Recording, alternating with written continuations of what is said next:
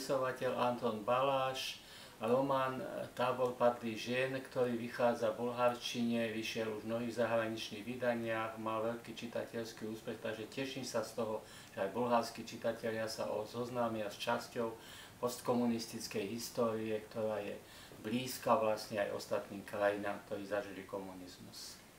Съм словашки писател, казвам се Антон Балаш. Съм щастлив, че моята книга "Лагерът на леките жени" излезе тази година на български и българските читатели ще могат да я прочитат.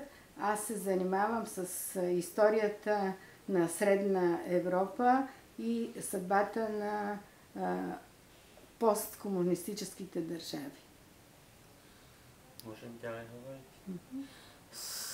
Vážim si, že román vychádza vo významnom vydavateľstve Kolibri a chcel by som pozvať čitateľov románu alebo záujemcov románu alebo túto históriu zajtra večer o 19. hodine do klubu Perot, kde teda tú knižku представíme. Радвам се, че тази книга излезе на български език и че утре вечер в 7 часа в клуба Перото ще представим книгата на българските читатели и в същото време каня всички, които имат интерес, да дойдат на събитието. Точно.